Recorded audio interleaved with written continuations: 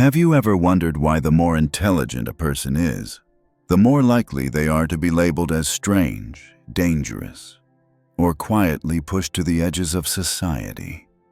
The world can tolerate brilliance, but when your mind begins to pierce too deeply, you become a mirror that leaves others with nowhere to hide. Most people cannot endure the raw reflection of themselves, exposed too clearly in your presence. Jung once said, "What we despise in others is often the shadow we have not yet resolved within ourselves." That is why intelligence is not only admired, it is feared. Every sharp idea is like a blade cutting into the mask of social appearances. Every question you dare to ask is a mirror showing the crowd its collective pretense. And this, more than any political power or wealth, terrifies people. Perhaps you have felt it before, the way one of your thoughts made the entire room fall silent, the way your presence made others restless without knowing why. Intelligence does not just illuminate, it unsettles, because light forces the shadows out of hiding. In this video, we will go deeper into why intellect often makes you an outsider, why society instinctively recoils from those who think too much, and most importantly, how you can transform that isolation into a rare form of freedom. Society has a strange reflex of self-defense.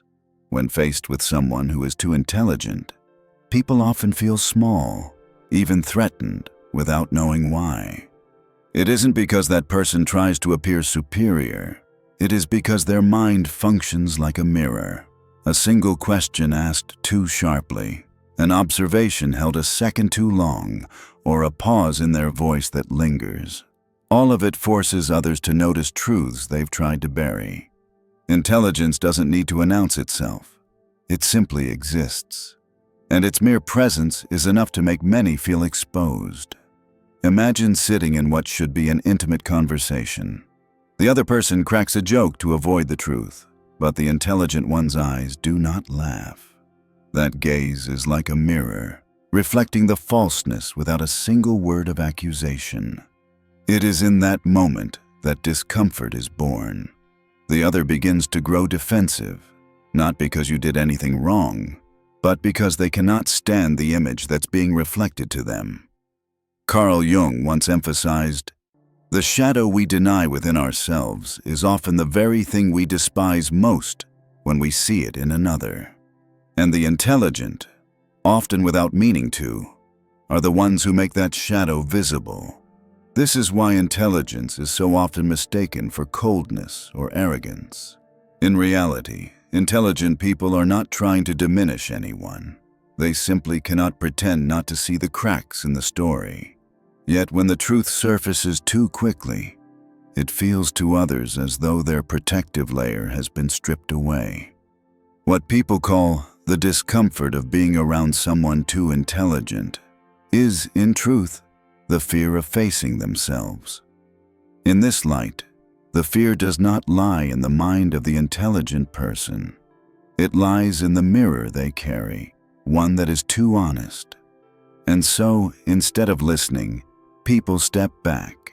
They label them difficult, too analytical, or different. These labels are not truths, but shields. Ways society reassures itself that the problem is not in the lies we tell, but in the one who dares to bring the mirror close. This is the mechanism by which intelligence becomes something frightening, not because it is hostile, but because it forces others to see what they would rather avoid. And in a world addicted to masks, the sudden presence of a mirror always makes hearts falter. There is a truth few are willing to admit. Intelligent people don't just hold up a mirror for others. They unintentionally magnify the very things others are desperate to keep hidden. You can walk into a room and say almost nothing, yet the way your eyes move, the way your hand rests on the table, even the slight pause in your breathing is enough to make others feel exposed. It isn't because you are trying to read them, but because your awareness is too sharp, like a mirror catching the scratch that was thought to be perfectly concealed. This is why the intelligent are so often labeled hard to be around. No one wants to see themselves in an amplified reflection where every fracture is highlighted. They don't fear your gaze because it wounds them. They fear it because it dissolves the illusion that they've hidden their cracks well. And within those illusions, many people construct their sense of safety. When that safety is stripped away, the first reaction is not gratitude, but resistance toward the one holding the mirror. Think about the workplace. You may ask a simple question: why do we do it this way? On the surface, it seems harmless. Yet to those accustomed to compliance, it's like a shard of glass exposing their laziness or their fear of change. Suddenly, you are called the one who complicates everything. Or within your family, when you point out a contradiction everyone prefers to ignore, the room thickens with tension. You haven't done anything wrong, but you have become the source of discomfort. Carl Jung once said, "What is repressed returns as fate." The intelligent do not create that fate. They are simply the first to notice it forming. But because so few want to face it, intelligence itself becomes branded as a threat. And the more those labels stick, the wider the distance grows between you and the crowd. The tragedy is this: intelligence is meant to be a gift, but in an environment terrified of truth, it becomes the excuse for isolation. The clearer your vision, the more others feel dimmed. The more authentic you are, the more others fear their own exposure. And caught in that tension, they choose the easiest solution: to avoid you, to diminish you, or to call you too sensitive, too analytical, too much. But remember, their rejection does not prove you wrong. It only proves you have touched the territory they fear to enter. And that is only the surface. Because when fear is left to accumulate long enough, it doesn't stop at discomfort or avoidance. It mutates into something far more intense. The question then becomes, what truly happens when your intellect pierces the deepest layer of society's fear? When you hold up a mirror to others, the most common reaction is that they turn away. But there is one reaction far more dangerous. They begin to attack the mirror itself. Intelligent people unsettle society not simply because of what they know or say, but because their very existence becomes a surface of reflection that cannot be controlled. And whatever cannot be controlled, human beings instinctively try to destroy. Watch what happens inside a group of friends. A single remark from the intelligent one can drop the entire group into silence, not because he insulted anyone, but because for a fleeting second, everyone felt exposed. In that moment, you can see the shift take place. Discomfort turns into mockery. Mockery turns into exclusion. Slowly, the intelligent one is pushed to the edge, as though his presence alone is too heavy for the group to carry. The same dynamic unfolds at work. You propose a new idea, and instead of listening, colleagues band together to dismiss it. Not because the idea is weak, but because it forces them to confront the stagnation they have been clinging to. Carl Jung described this as the defense mechanism of the collective shadow. The crowd fears the truth so deeply that it would rather sacrifice the one who carries it than admit it must change. This is the paradox. Society endlessly praises intelligence, yet trembles before true intellect. Because genuine intelligence does not polish the surface, it strips it bare. It does not comfort, it warns. And warnings are the last thing people wish to hear. Pause for a moment and ask yourself, have you been there? When a single look, a simple question, or even your silence was enough to disturb everyone around you? When you sensed clearly that they did not hate you, but hated the reflection you carried with you? If you nodded, it was no illusion. That is exactly how society reacts to the kind of intelligence it cannot comprehend. The loneliness of intelligent people does not begin because they want to separate themselves. It begins when society pushes them out, because their presence is a mirror too sharp for others to stand before. And as you grow, that mirror only becomes clearer, sharper, leaving less and less room for pretense. But here is what you must remember. Resistance is not proof that you are wrong. On the contrary, it is proof that you have touched a nerve. Every violent reaction signals that truth has collided with the deepest fear. That is when your intelligence becomes frightening, not because it makes you dangerous, but because it makes hiding impossible. The real question is, what will you do with that mirror? Will you cover it just to be accepted? Or will you keep it clean and sharp, even if the price is isolation? Jung believed that this choice alone decides whether you are truly free. And if you think exclusion is the worst that can happen, prepare for what comes next. Because when fear festers too long, it evolves into a collective obsession. One where the crowd will not only push you aside, but will try to control you or blur you out completely. There is a paradox that intelligent people discover early on. The greatest gift they possess often arrives in the shape of a curse.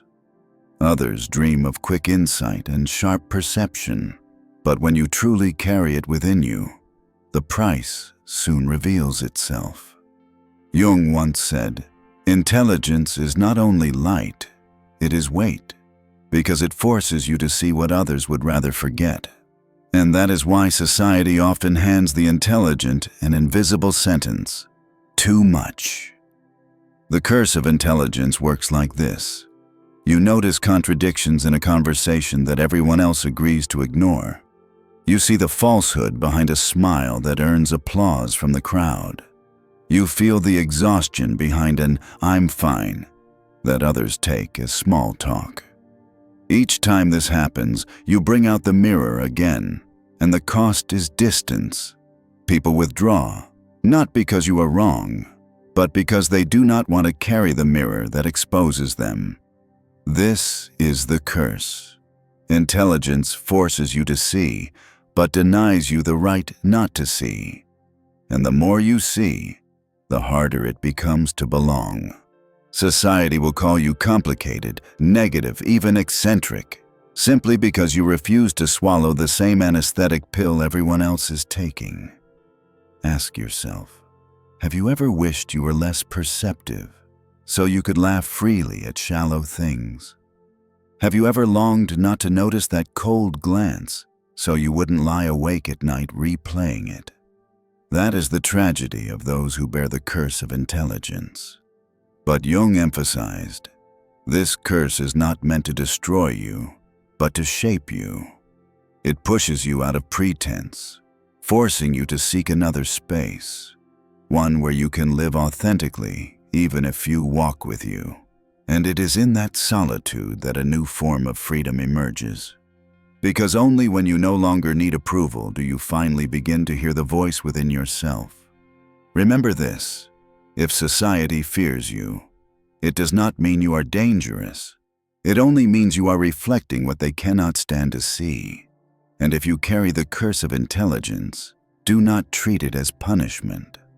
See it as proof that you were chosen to perceive deeper, to live truer, and to keep the flame of awareness alive in a world that prefers to lull itself back to sleep. Jung once said, "People do not only fear their own shadow, they fear anyone who has the power to point to it." That is why intelligent people unsettle society.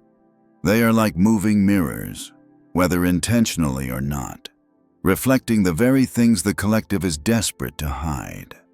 A community to survive requires a shared layer of illusion, a coat of paint over the truth. The intelligent, by their very presence, cause that paint to peel. When you walk into a room, you do not need to speak much. Sometimes a slowed glance or a pause in your voice is enough to make others feel exposed. And that is when fear begins to stir. Labels are quickly applied: distant, cold, judgmental. In reality, they are not afraid of you.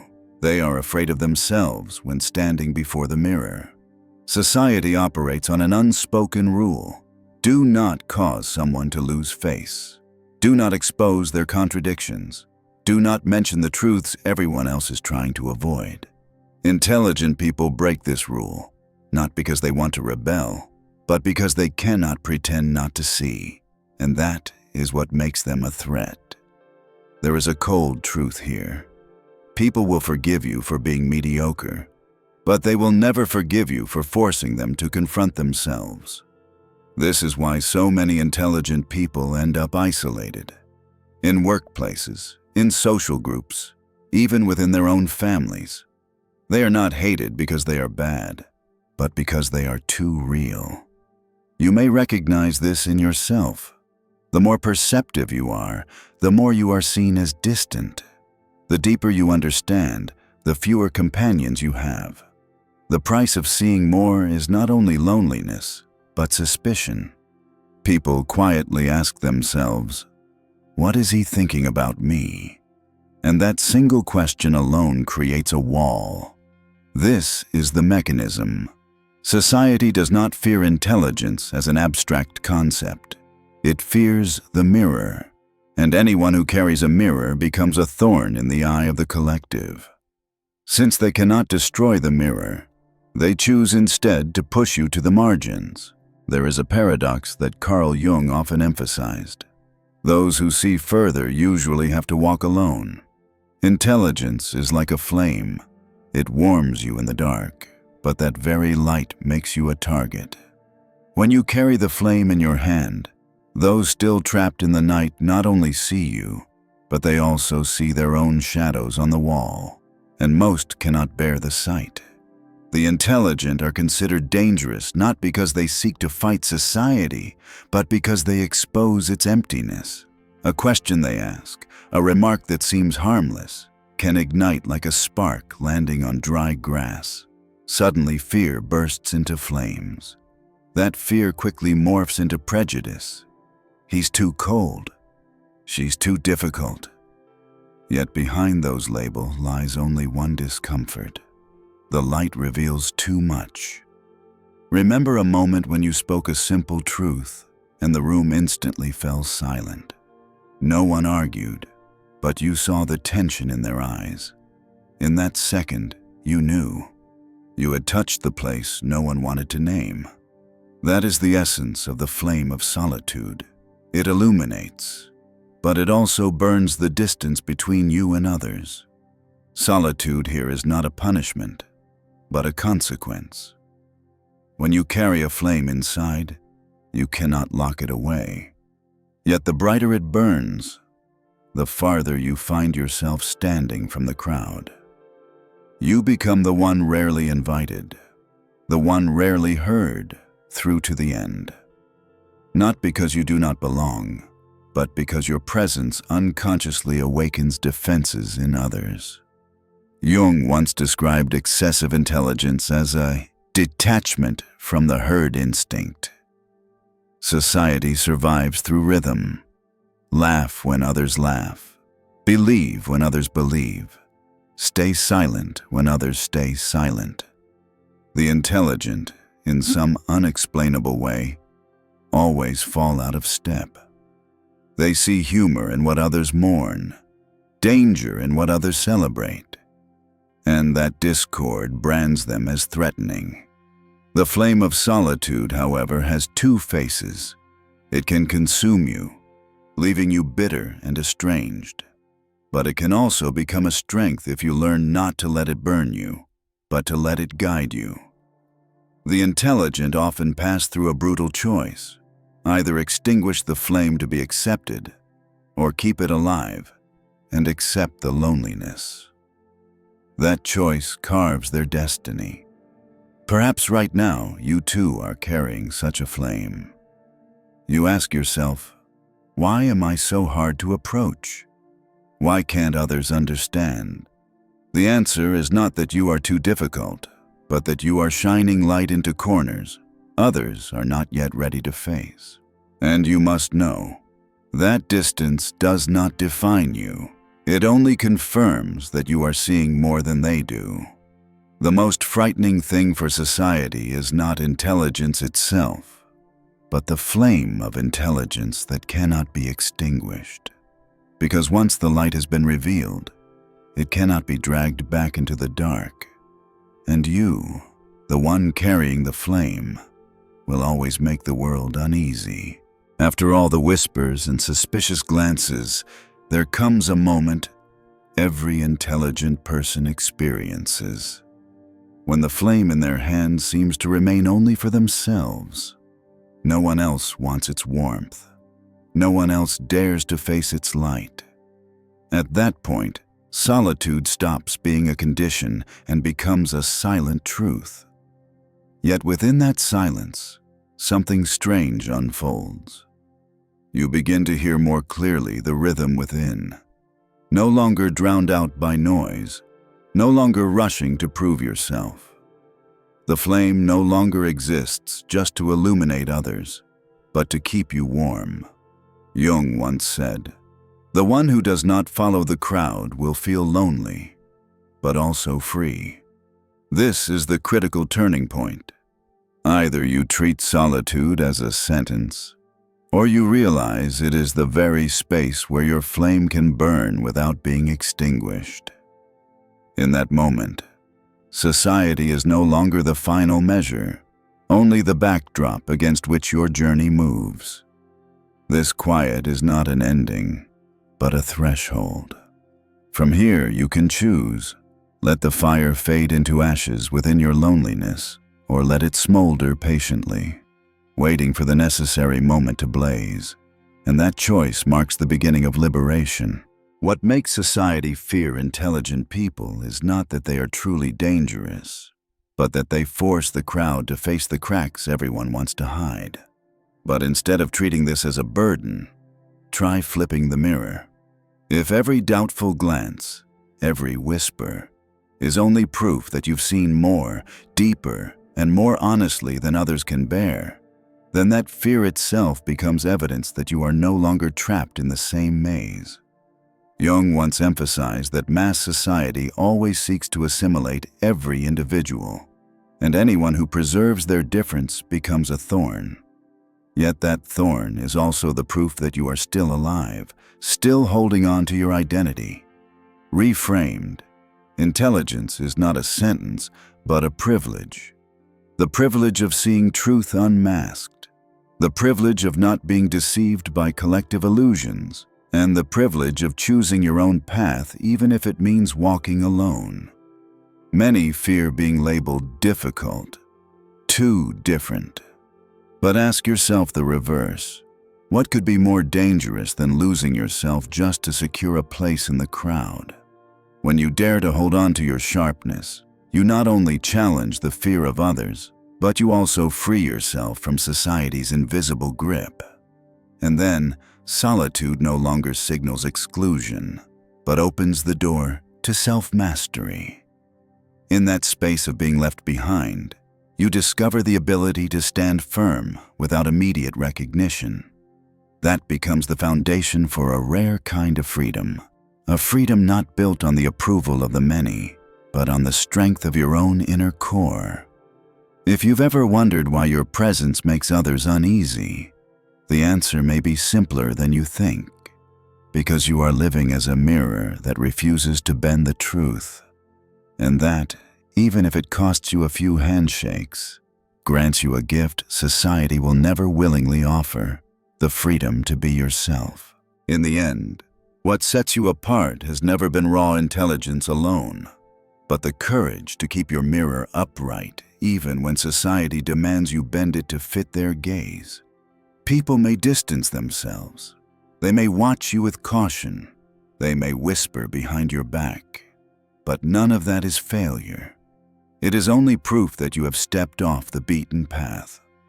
Jung once said, "There is no awakening without passing through darkness." And the darkness here is not the absence of light, but the moments you feel misunderstood, misplaced, alone. Yet if you are brave enough to stay, to look into the mirror instead of turning away, you will see that solitude is not your enemy. It is the only space where true freedom is allowed to take root. So instead of trying to make everyone comfortable, try something else. This week, give yourself one moment, just one, to look into your inner mirror. No need to share, no need to explain. Simply look straight at it and accept that you have seen what others refuse to see. And perhaps from that very moment, you will realize that the thing society fears most in you is the very thing that will set you free.